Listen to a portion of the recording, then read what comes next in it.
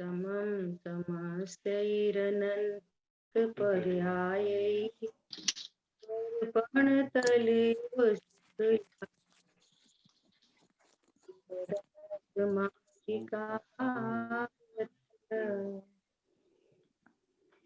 उषा से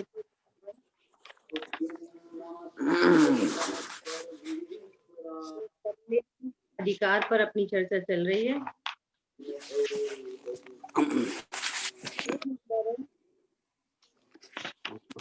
175 और नंबर है 1। कुशल जी, आप सबको म्यूट कर दो और फिर मैं कर देती हूँ और दीदी को मैं अनम्यूट करती हूँ। दीदी आप अनम्यूट करना है।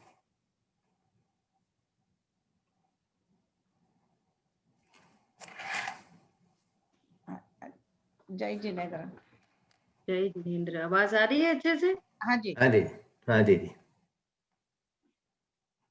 तो कल हम लोगों ने 175 गाथा पर ये समाधि क्या है, बोधि क्या है और इसके साथ मरण शब्द क्यों जुड़ गया। समाधि तो जीवन का नाम है, सहजता जीवन का नाम है, आत्म स्वरूप का निर्णय, इसके विश्वास पूर्वक जो निश्चिंतता निर्भरता है ना, इसका नाम सहजता है, इसका नाम समाधि है। तो मरण क्यों जुड़ गया इसके साथ में कि तत्व ज्ञान के अभाव में, आत्म ज्ञान के अभाव में, अतीन्द्रिय आनंद के अभाव में जो देह चेतन का वियोग होता है तो ये जीव अनंत आकुलित होता है। तो इस जगत को ये बात बताने के लिए कि ऐसा भी मरण होता है, देह चेतन का ऐसा भी वियोग होता है जहां पर आकुलता नाम की चीज नहीं, एकदम स्वरूप की सावधानी पूर्वक वो आनंदित है। इसलिए इसके समाधि के साथ मरण शब्द जुड़ा है। आ रही बात समझ में? समाधि मरण मतलब शांति पूर्वक, आत्म शांति पूर्वक, बहुत सुंदर।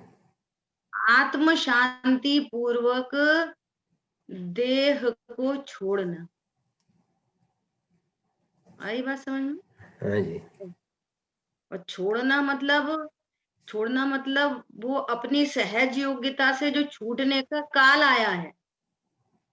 क्या कहा? अपनी सहज योग्यता से जो देह चेतन के वियोग का जो काल आया है, उस काल का वो ज्ञाता दृष्टा है। समझ में आ रही है बात? ओह, ये वस्तु छूट रही है, ये पर पदार्थ, मैंने तो इसको पहले से ही भिन्न पर जाना। कब जाना है? पूर्व से। ये तो मेरी चीज नहीं, हाँ जी। ये तो मेरा स्वरूप नहीं है ना, कर्माधीन है, कर्म का दिया हुआ है, वो कर्म लेने आ गए हैं तो भैया ले जाओ। आई बात ख्याल में? टोडरमल जी ने उदाहरण दिया है कि जैसे किसी मनुष्य को, एग्जाम्पल है ना, एग्जाम्पल से समझना। किसी मनुष्य को कोई कुछ कपड़ा पहनाए, किसी मनुष्य को कोई दूसरा मनुष्य कोई कपड़ा पहनाए, तो वो कपड़ा तो देने वाले के अधीन है। उसने कपड़ा दिया है, वो उसको फाड़े काटे, उसमें कुछ जरी लगाए, सितारे लगाए, या दूसरा पहना है ना, और ये उस कपड़े को अपना मानता है, अपने अधीन करना चाहता है, तो उसकी पराधीन प्रवृत्ति देखकर दुखी होता है। समझ में आ रही है बात? हाँ जी। हमने आपको चीज दी है तो वो तो चीज हमारी है, हम उसको उठाएं, रखें, तोड़ें, फोड़ें, कुछ भी करें। ऐसे ही इस जीव को ये जो देह मिला है, ये कर्म का दिया हुआ है। अब सात कर्म, साता असाता आदि कर्मों के उदय से कभी स्थिति बिगड़ती है, कभी सुधरती है। अपन कह रहे एक्सीडेंट हो गया, छिल गया, कट गया, अच्छा हो गया, अब तो सुंदर हो गया, अब तो स्वस्थ हो गया, वगैरह वगैरह। ये तो सब कर्माधीन प्रवृत्ति है, और ये इसे अपने अधीन करना चाहता है। तो उसको देख देख की पराधीन वृत्ति देखकर, देखो कितने ये सब है ना चिंतन करने के, निर्णय करने के पॉइंट है, सुन के छोड़ने के पॉइंट नहीं है ये सब। अभी देखो पराधीन प्रवृत्ति शरीर की हो रही कि नहीं हो रही। कौन चाहता है मैं बूढ़ा हो जाऊं? कौन चाहता है बाल सफेद हो जाएं? कौन चाहता है मोटा हो जाऊं? कौन चाहता है खांसी जुकाम हो जाए? परंतु होता है। तो ये स्वाधीन प्रवृत्ति है या पराधीन प्रवृत्ति है? एकदम स्पष्ट दिखाई दे रहा है कि ये पराधीन प्रवृत्ति चल रही है। इससे इससे क्या निर्णय करना चाहिए कि सचमुच में ये कर्माधीन कार्यक्रम है, इसमें मेरा मेरा मतलब मुझ ज्ञान स्वभाव का कुछ नहीं चलता। तो वो पहले से पूर्व से देह को भिन्न जान। अपनी कहाँ चलती है? अपने घर में अपनी चलती है, नहीं चलती वहां भी। तो में थोड़ी अपनी चलती है। तो शरीर में अपनी कहाँ चलती है? नहीं बिल्कुल नहीं। चलती। इसका मतलब से न्यारा है। अब जिस चीज को न्यारा जान लिया कि भैया मैंने आपको कपड़ा दिया था, अब मैं अपना कपड़ा ले जा रहा हूँ, तो ईमानदार सज्जन पुरुष क्या बोलेगा कि ले जाओ। मेरी बात ख्याल में है? बहुत सुंदर। ऐसा ऐसे ही यहाँ तत्व ज्ञानी, आत्मज्ञानी, आत्मा का दर्शन करने वाला, आत्मा का ज्ञान करने वाला, आत्मा के आशय से अतीन्द्रिय आनंद प्रकट होने वाला जीव इस देह को भिन्न न्यारा पर पदार्थ जानता है। तो आओ लेने आओ तो आ जाओ।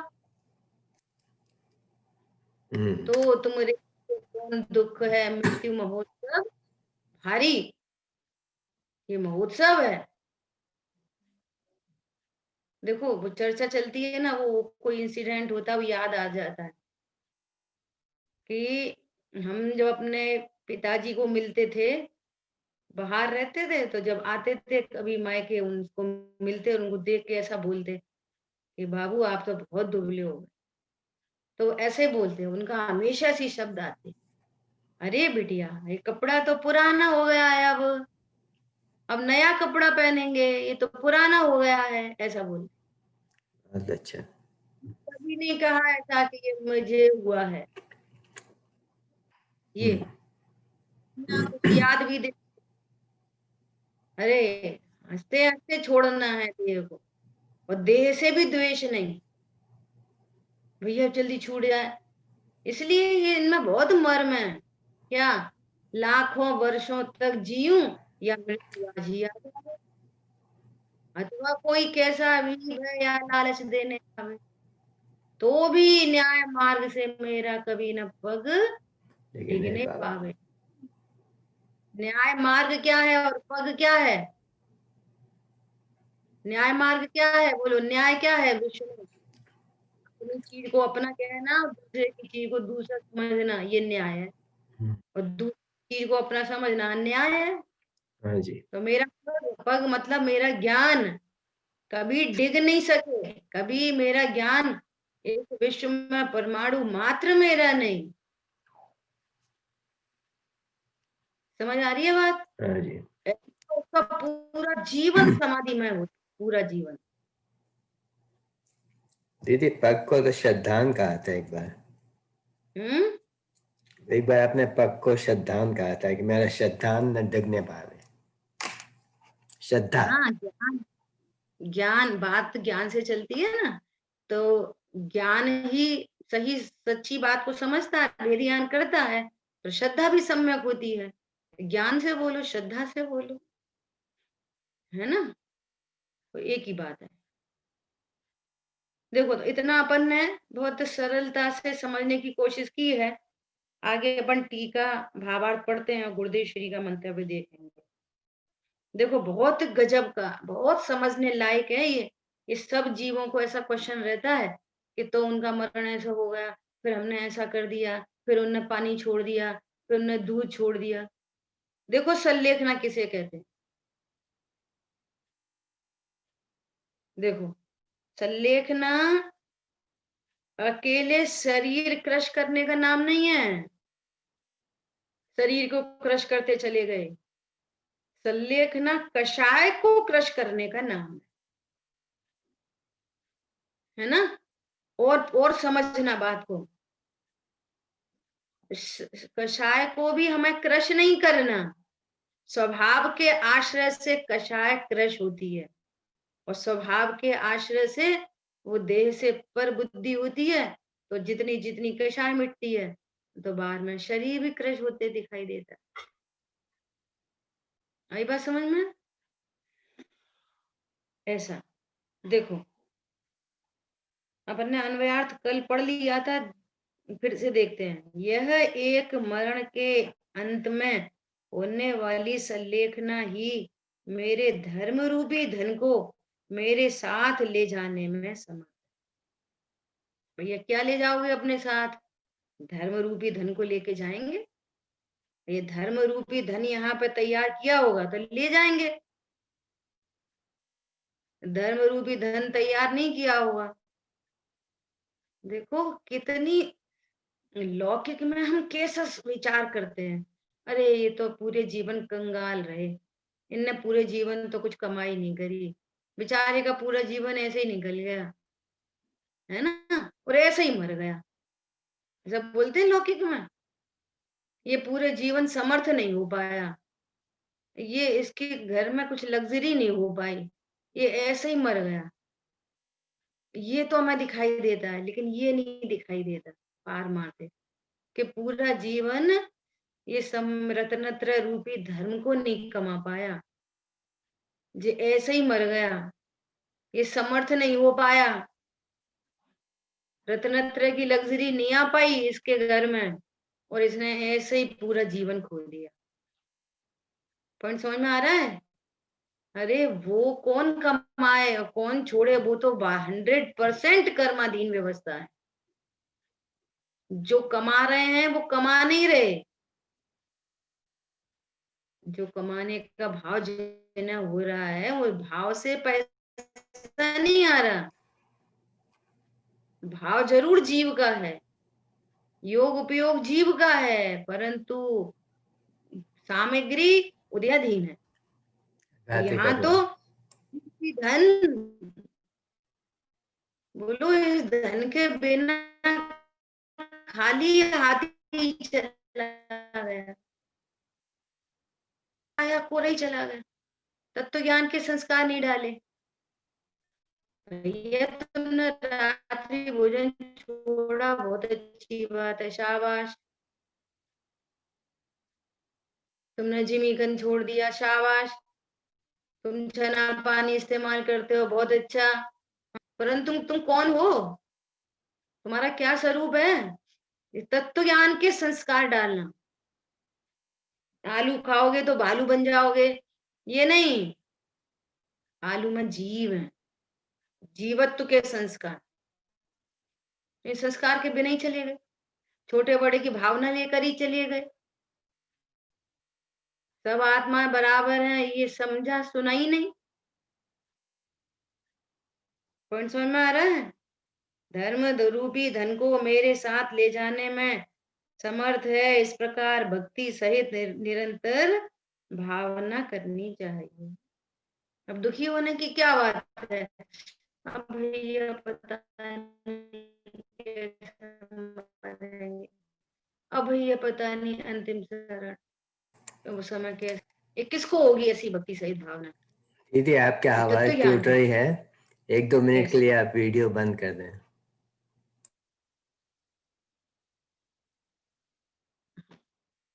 देखो टीका, यह मात्र अकेली संलेखना ही मेरे धर्म को मेरे साथ ले जाने में समर्थ है, इसलिए हर एक मनुष्य को इस अंतिम संलेखना अथवा समाधि मरण की भक्ति पूर्वक सदा भावना करनी चाहिए। अब देखना, ये स्वरूप की सच्ची समझ नहीं होती ना, तो हमारे को समाधि की भावना भानी चाहिए, हमारे को संलेखना की भावना करनी चाहिए। तो अभी भी हमारे ज्ञान में संलेखना के नाम पर अच्छे से मर जाए, बस वो मरण ही दिखता है, ये प्रॉब्लम है। क्या भावना भाओगे? शांति से एकदम मर जाए, शांति से। वो अंतिम चरण हो तो शांति से हो, कषाय नहीं हो जाए, इतना मात्र संलेखना नहीं है।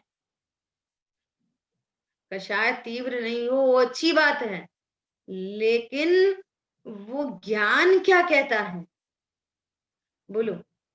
अभी भी ज्ञान क्या कहता है? क्या कषाय मेरा स्वरूप है? क्या देह की क्रिया मेरा स्वरूप है? क्या कर्म का उदय मेरा स्वरूप है? बोलो। ओ भैया हॉस्पिटल में नहीं एडमिट हो जाए। अरे हॉस्पिटल में जाने से जीव का क्या होता है? अब लोग केवली परमात्मा ने वो हॉस्पिटल में देह का वियोग देखा होगा, तो वो देखा होगा कि नहीं देखा होगा? देखा होगा जरूर। में देखा होगा तो घर में देखा होगा। अच्छा वो अभी से फिक्स है कि नहीं फिक्स है? अभी से, आज की तारीख से समझो 1 महीने बाद आयु कर्म पूरा होने जा रहा है ना? तो वो बाहर की स्थिति परिस्थिति कैसी होंगी, तो वो फिक्स है कि नहीं फिक्स? सब फिक्स है। तो फिक्स है। तो अब हमारे हाथ में क्या चीज है? मैं कौन हूँ? अरे ज्ञानानंद स्वभाव ही हूँ, रंग राग से भिन्न, भेद से भी मैं भिन्न निराला हूँ, बस यही मेरा स्वरूप है। ऐसा है ना? देखो भावार्थ, संसार के कारण, संसार के कारण मिथ्यात्व तथा क्रोध आदि कषाय हैं। सुन लो ध्यान से अच्छे से। संसार का कारण क्या है? मिथ्यात्व और कषाय है, ये संसार का कारण है। अब मिथ्यात्व तो साथ में, शांति से मर जाए, शांति से मर जाए, तो भैया शांति से मर जाना है, लेकिन मिथ्यात्व सहित संसार में परिभ्रमण होगा। कदाचित देवगति में चला जाए तो अंत में बिलके 6-6 मास। कैसी गजब बात है। और तत्व ज्ञान पूर्वक अपन सारी कंडीशंस को देख रहे हैं, है ना? तत्व ज्ञान पूर्वक नरक में भी चला जाए, कहीं कदाचित तीव्र कषाय हो जाओ, नरक में चला जाए, चला जाए, लेकिन वो तत्व ज्ञान के बल से वो दीर्घ संसारी नहीं होगा। ऐसी गजब बात है। और सम्यक तो प्रकट हो गया, तो वो तो सम्यक तो प्रकट होने के बाद तो नरक में कोई जा ही नहीं सकता, त्रियंच गति में जा नहीं सकता। पूर्व में आदि आयु बांधी हो तो अलग बात है, वो दीर्घ संसार नहीं होता। दीदी हाँ जी। जी दीदी, इसी सिचुएशन में तत्व ज्ञान पूर्वक अगर सम्यक दर्शन तो हुआ नहीं, परंतु उसके 2000 सागर पूरे हो गए और या न भी हुए, पता नहीं, निगोद अगर पहुंच गया तो? हाँ तो पहुंचेगा तो पहुंच जाएगा, उसका कोई कुछ नहीं कर सकता, पहुंचेगा तो पहुंचेगा ही। ऐसा इसका समय पूरा हो रहा है तो पहुंचेगा। नहीं, फिर क्या होगा? मतलब उसने तत्व निर्णय किया था और निगोद से जब भी उसका टाइम होगा फिनिश और आएगा बाहर, निगोद में जाएगा तो वो भूल के ही जाएगा ना, ऐसी स्थिति परिस्थिति बन जाएंगी। ऐसा नहीं होता, यही तो बहुत गजब बात है, कर्मों के साथ जो निमित्त नैमित्तिक संबंध है ना, ऐसा नहीं होता। उसका मरण तो हो रहा है एकदम शांति से और निगोद चला गया, उसके पूर्व में वैसे ही भाव होंगे निगोद टाइप के, अति संक्लेश ही होगा उसका। ऐसा नहीं तो फिर बहुत ओके। चीज खराब हो जाएगी, परिणाम में कोई के बंद हो रहा है कोई का, ऐसा नहीं होता। इसलिए सब कहा है ना, इसलिए कि जिसका संसार का किनारा निकट आया है, तत्व ज्ञान कौन करेगा? देखो, जो बाहरी चीजें हमारे हाथ में नहीं है, अगर हम निगोद चले गए तो, अगर हम अभव्य हुए तो ये तो हमारे हाथ में नहीं है। हम तो प्रीति चित्त से तत्व निर्णय करेंगे, बस ये पुरुषार्थ है, ये हमारे हाथ में है, बाकी तो कुछ हमारे हाथ में नहीं है। और हमें पता, तो पॉजिटिव बात तो यही है कि आप तो तत्व ज्ञान करो, ऐसा।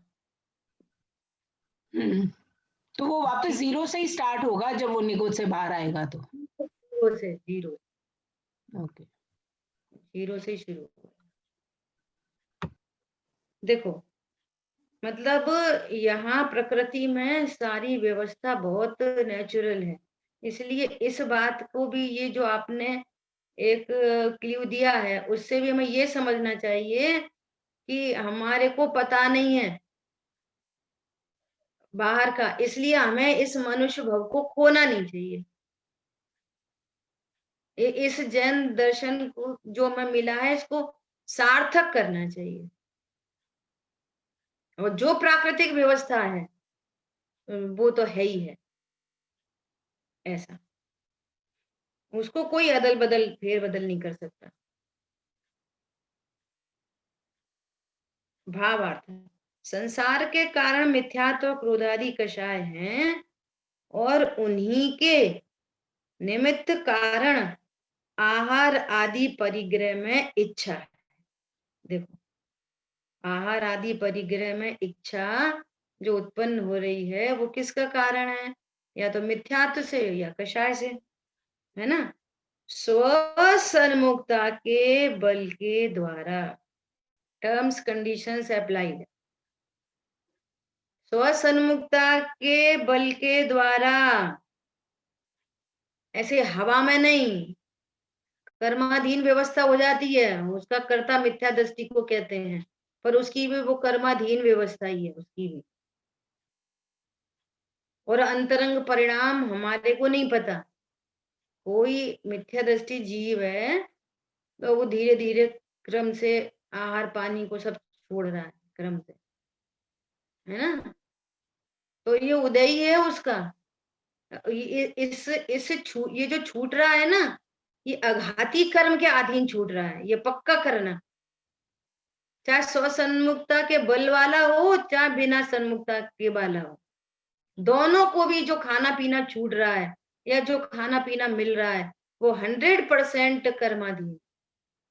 अब उसको मिलना ही नहीं है तो ऐसा भाव आ रहा है कि मैं छोड़ दूं, या अपने आजू बाजू वाले बोल रहे हैं अब तो तुम छोड़ दो छोड़ दो, उसको मिलना नहीं है तो वो निमित्त बन रहे हैं।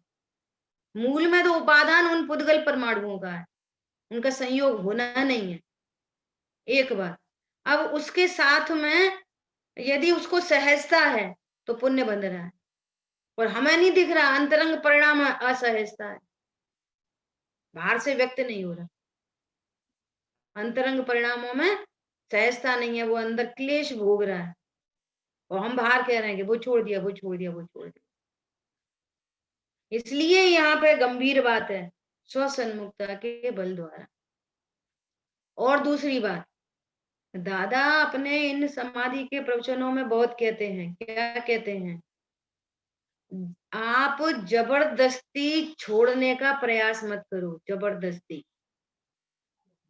जबरदस्ती छोड़ने का प्रयास नहीं करो। क्यों?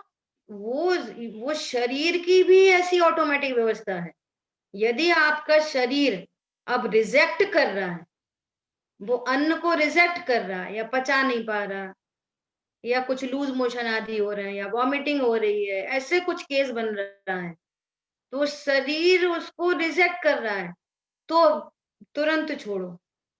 और जब तक शरीर की उन पुद्गल परमाणुओं की योग्यता है, आवश्यकता हो रही है, तो चलने दो, कोई दिक्कत नहीं है, क्योंकि उससे संबंध नहीं है, उन चीजों से मिथ्यात्व और कषाय का संबंध नहीं है। ये समझ नहीं पा रहे इस बात को। पॉइंट पकड़ में आ रहा है? बहुत गहरी बात है ये। देखो आगे आएगी बात। संलेखना भी दो प्रकार की है, एक क्रम से त्याग करना और दूसरी सर्वथा त्याग करना, अर्थात अनुक्रम से आहार का कम करना अथवा सर्वथा त्याग करना, सो काय संलेखना है ना। तथा क्रोधादि कषाय का घटाना अथवा त्याग करना, सो कषाय संलेखना है, जिसका नाम संलेखना है। अब देखो, जिसको कषाय घटती जा रही है तो बाहर में उसका अनुक्रम से आहार पानी भी घटता जा रहा है। अब हमें कषाय तो घटती दिखाई नहीं दे रही, स्वसन्मुक्ता के बल वाली, हमें तो बाहर में यही दिखाई दे रहा है कि उसने ये छोड़ दिया, वो छोड़ दिया, फिर वो छोड़ दिया, फिर आखिरी में अकेले पानी पर। फिर हमने उनको बोला कि तुम्हें कौन सी यात्रा करनी है, फिर यात्रा कर लो, फिर कहाँ दान देना है, तो उनने दान दे दिया, फिर सब छोड़ दो, सब छोड़ दो, तो उनने पत्नी बच्चे सब छोड़ दिए, फिर हमने आखिरी पीछी कमंडल रख दिए उनके पास में, तो उनका समाधि मण हो गया। पर समझ में आ रहा है? समाज में ऐसी चीजें बहुत सुनने में आती हैं, तो फिर हमने ऐसा कर दिया और ऐसा कर दिया। भैया, उनकी समाधि का संबंध उनके परिणामों से है, उनकी समाधि का संबंध आपके करने से नहीं है कि हमने ऐसा ऐसा कर दिया सो उनकी समाधि हो गई। पर समझ में आ रहा है? उन्होंने जरा सी आंख उठाई तो हमने अपने बहुत सारे वो बना लिए, तो फिर वो हाँ कर रहे थे, तो फिर वो ना कर रहे थे, फिर वो ऐसा कर रहे थे। ऐसा नहीं। और ये मैटर अभी जो चर्चा चल रही है ना, ये कोई दूसरे के बारे में नहीं चल रही, अपने बारे में चल रही है। हमें अभी से ऐसा भेद ज्ञान पूर्वक मिथ्यात्व और कषाय को घटाते जाना चाहिए, अनुक्रम से घटाना चाहिए। देखो क्या बात याद आ रही है, जब अपना रत्नकरण शावकाचार्य जी समंत भद्राचार्य भगवान है ना, समंत भद्राचार्य देव थे, इनको भस्म व्याधि रोग हुआ, तो उन्होंने क्या कहा अपने आचार्य को, हमें संलेखना दे दो, क्योंकि वो एक बार दिन में लें खड़े खड़े आहार तो वो पूर्ति नहीं पड़ती, तो हमें संलेखना दे दो। संलेखना ऐसा नहीं है, कोई आत्महत्या का नाम संलेखना नहीं है कि हम खाना छोड़ दे रहे, अब हम ऐसा कर दे रहे, नहीं नहीं। आचार्य देव ने अवधि ज्ञानी थे, उन्होंने देखा अभी इनसे प्रभाव ना होनी है ना, तो उन्होंने क्या कहा कि आप दीक्षा छेद लो।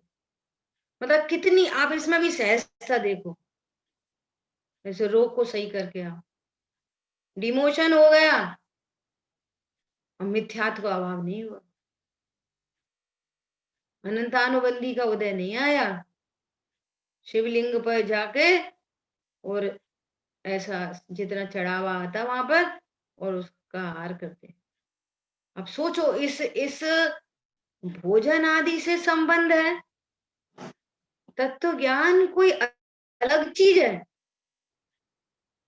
अभी भी जो खाने पीने उठने बैठने के जो परिणाम है, ये परिणाम असंयम है, लेकिन मिथ्या तो अलग चीज है। आप मिथ्यात्व को असंयम से नहीं नापो। चारित्र मोह चीज अलग है, दर्शन मोह चीज अलग है, अज्ञानता अलग चीज है। पर पदार्थों में इष्ट अनिष्ट बुद्धि, ये पर से नास्ति का कथन और अस्थि से अपने अनंत वैभव संपन्न वस्तु का ज्ञान श्रद्धान नहीं होना, ये मिथ्यात्व है। तो क्या बोल रहे हैं, क्रोधादि कषाय का घटाना अथवा त्याग करना, ये कषाय संलेखना है।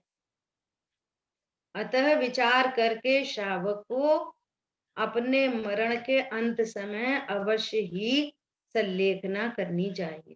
अब आखिरी में करनी चाहिए, यहाँ पर ही लिखा है ना कि मरण समय संलेखना करनी चाहिए।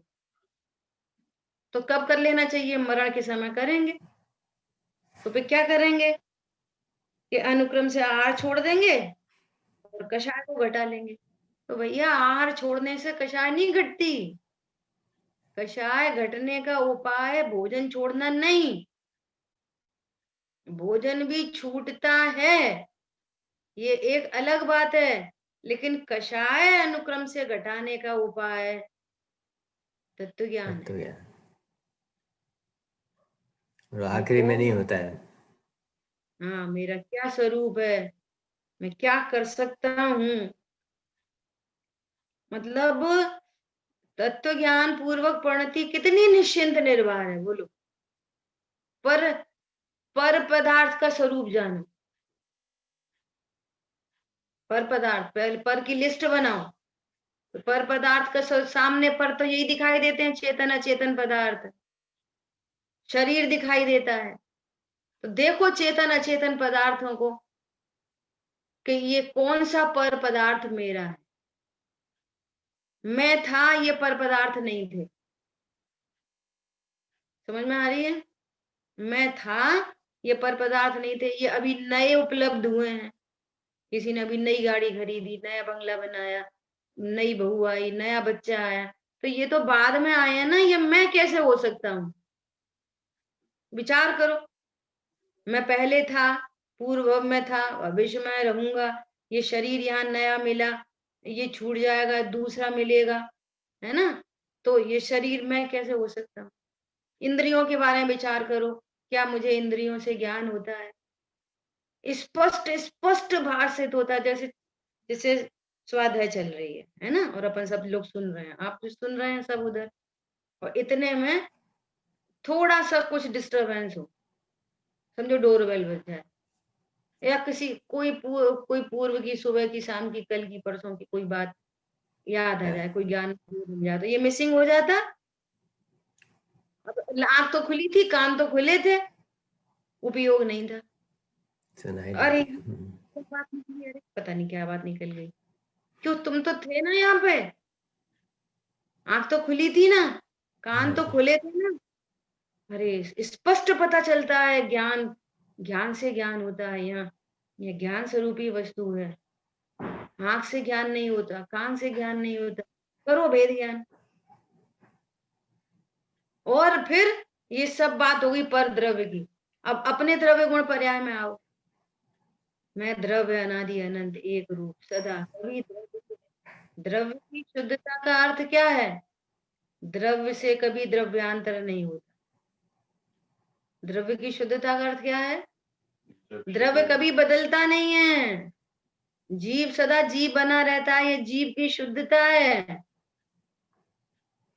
कंटेमिनेट नहीं होता, अशुद्ध नहीं होता, जीव द्रव्य कभी अशुद्ध नहीं होता। त्रिकाली ध्रुव भगवान आदि कितने पर पदार्थों का सहयोग बन जाए, एक क्षेत्र का संबंध हो जाए, किसका? शरीर का, कर्मों का, अदल जाए, बदल जाए, जीव नहीं बदलता।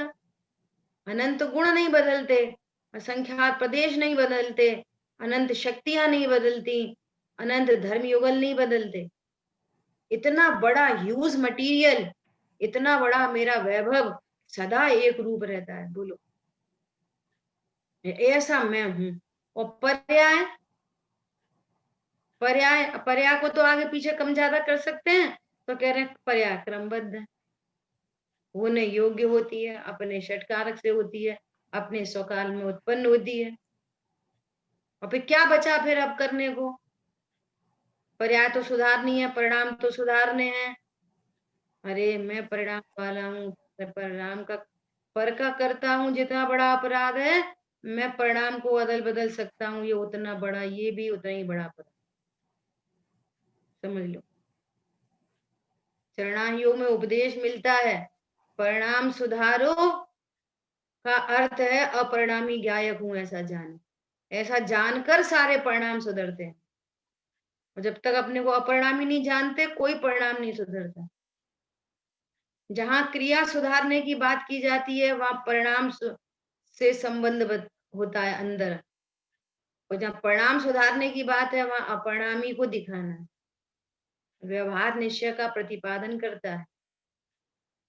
आ रही बात समझ में? तो बोलो अब करने किसका कर्ता बचा? जहां देह अपनी नहीं तहां न अपनों कोई। यहाँ तो कह रहे हैं कि जहां पर्याय मात्र अपनी नहीं, पर्याय मात्र अपनी नहीं तहां न अपनों कोई। मैं कौन हूं? जो ज्ञान ऐसा जानता है मैं जीव हूं, सदा जीव बना रहता हूं, उस ज्ञान में ये शुद्ध जीव वस्तु जिस ज्ञान में आती है वो ज्ञान अपने आप शुद्ध हो जाता है। इस ज्ञान का ही नाम शुद्ध ज्ञान है। और जो ज्ञान ऐसा कहता है कि मैं शरीर हूं, कब जिएंगे, कब मर जाएंगे, फिर क्या होगा, ये ज्ञान अशुद्ध ज्ञान है। ये ज्ञान ही अशुद्ध है। पर समझ में आया? श्रद्धा में विश्वास है, मैं सदा एक रूप रहता हूँ, ये श्रद्धा शुद्ध हो गई। और अनंतानुबंधी भय दूर हो गया, ये चारित्र शुद्ध हो गया। ये पर्याय से शुद्ध स्वरूप को जानने से, इसका विश्वास करने से, उसका लक्ष्य उसमें रमणता करने से पर्याय स्वयं शुद्ध हो जाती है। मैं शुद्ध नहीं करता किसी को, मैं तो स्वयं शुद्ध हूँ, और जो पर्याय मेरा लक्ष्य करती हैं वे पर्याय शुद्ध हो जाती है। बहुत सुंदर दीदी। समझ में आया? और जब पर्याय शुद्ध हो गई तो कषाय क्रश हो गई। कषाय का क्या हुआ? कषाय क्रश हो गई। ये हो गई संलेखना पहले ही। क्या बोला? वो अंतिम चरण पे जो बात बनेगी, अंतिम चरण भी इस देह के एंगल से अंतिम चरण कहते हैं। मेरा कोई अंतिम चरण नहीं होता। सादी वो अनादि अनंत काल तक रहने वाला जीव सिद्ध क्षेत्र में जाके विराजमान होएगा और अनंत काल तक रहेगा। सिद्ध भगवान अनंत काल तक सिद्ध बने रहेंगे, तो उनका कब अंत समय आएगा? तो जीव का कब अंत होएगा? कभी नहीं। कभी नहीं होगा। जीव तीन लोक के बाहर कभी जाता नहीं और स्वयं कभी मरता नहीं, तीन लोक में ही रहेगा, वो जाएगा कहीं है नहीं। बोलो, ऐसी व्यवस्था है।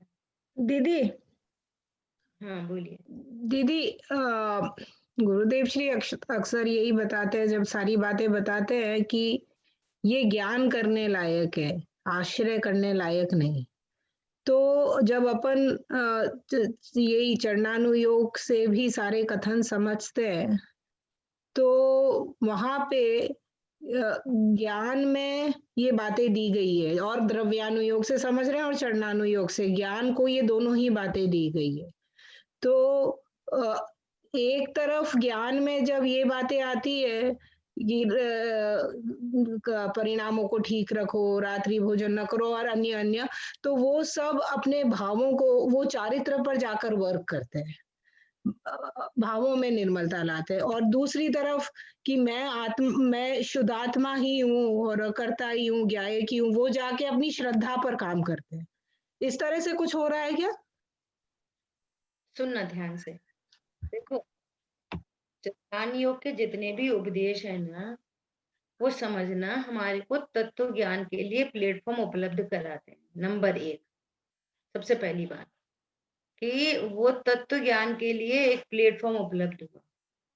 नंबर दूसरी बात, जितनी भी कषाय को कम करने की जो बात आती है, तो यदि वो जीव अभी तत्व ज्ञान से रहित है तो लीस्ट टू लीस्ट उसको अशुभ से बच जाता है। वो यदि उसको एज इट इज स्वीकार करता है, नहीं सही बात है, अपन को रात में नहीं खाना चाहिए, तो पाप से बच जाता है। आई बात समझ में? और देह शास्त्र उपलब्ध हो जाते हैं, और फिर ये तत्व ज्ञान करता है। तो तत्व ज्ञान करता है तब इसको ये वाली बात पता चलती है कि चरणान योग में जितने भी उपदेश दिए, जैसे आपने बोला अभी कि गुरुदेव श्री कहते हैं ज्ञान करने लायक, मतलब कि वो पर्याय अपने स्वकाल में उस मंद कषाय रूप पर्याय उत्पन्न होंगी, सो वो ज्ञान का ज्ञेय बन जाएगा। बस मैं कर सकता हूं, ये ऐसा मैं हूँ, मैं कर सकता हूँ, मैं भोग सकता हूँ, हटा सकता हूँ, मिला सकता हूँ, मुझे करना चाहिए, नहीं करना चाहिए, ऐसा आश्रय करने लायक नहीं है। पॉइंट समझ में आया? जैसे पंचम गुण स्थानवर्ती की चर्चा चल रही है, तो पंचम गुण स्थानवर्ती जीवों के परिणाम कैसे होते हैं, ऐसा ज्ञान कराया। अब वो डॉट पढ़ के थोड़ी करते हैं। जिनको कषायों का अभाव होता है तो उनको ऐसे ही परिणाम होते हैं। 2 कषाय चौकड़ी का जिनको अभाव हुआ उनके ऐसे परिणाम दिखते हैं। जिनको 3 कषाय चौकड़ी का अभाव हुआ उनको 28 मूल गुण के परिणाम दिखाई देते हैं। तो हमारे को उसका ज्ञान करा रहे हैं कि देखो इन जीवों की ऐसी परिणति होती है बाहर में, इतनी पर पदार्थों से निरपेक्ष, इतनी आनंदमयी, इतनी स्वाधीन परिणति, कोई पर द्रव्य का लक्ष्य पक्ष नहीं होता उनको। स्वरूप के आश्रय से इतनी वीतरागता, प्रचुर वीतरागता, जिन्हें पर पदार्थ की कोई आवश्यकता भाषित नहीं होती। तो हमारे को उसका ज्ञान करा रहे हैं। और जिन जीवों को 3 कषाय चौकड़ी का अभाव होता है तो मात्र ज्ञान के गे हो, बस उनके ज्ञान का विषय बनते हैं वो, और वे अपने को त्रिकाली ध्रुव देखते हैं और कषायों को और शरीर की क्रिया को भिन्न जानते हैं, पर जानते नहीं है ऐसा नहीं, वो ज्ञान के विषय बनते हैं। बस इतनी सी बात है। जिस जिस गुण स्थान में जैसे जैसे भाव होते हैं, जिन वाणी में उनका ज्ञान कराया है। समझ में आ रही है? दूसरे अर्थ में समझदार जी की भाषा में बोलते हैं, जाना हुआ प्रयोजनवान है। बस जानने में आता है, ज्ञान का विषय बनता है, परंतु आश्रय करने योग्य नहीं है कि मुझे करना है, कि हटाना है, कि मिलाना है। आश्रय करने योग्य तो एक त्रिकाली ध्रुव भगवान आत्मा है। इसी के लक्ष्य से घटता हुआ पाप होता है, बढ़ता हुआ पुण्य होता है, दृष्टि गायब पर रहती है। अपनी चर्चा पहले बहुत बार हुई है। दीदी घटता वो उस तरह से मैं समझी। मैं इधर ये सोच रही थी कि वहां पे, क्योंकि जब है ना स्वाध्याय कर रहे हैं तब अपने आप ही परिणामों की जो निर्मलता उत्पन्न हो जाती है और बात को समझ रहे हैं, तो वहां पे वो जो निर्मलता उत्पन्न हो रही है परिणामों की, वहां पे चारित्र में कुछ हो रहा है। भले ही अभी सम्यक दर्शन भी नहीं हुआ, तो वहां पे भावों में ऑटोमेटिक ज्ञान होने से ऑटोमेटिक कुछ अदला बदली हो जाती है। तो आई वाज थिंकिंग कि वैसे सारे सब तरीके से बात समझने से एक तरफ तो यहाँ पे चारित्र में कुछ अपने आप ही चारित्र यानी परिणामों में कुछ भावों में अदला बदली हो जाती है, और दूसरी तरफ जब हम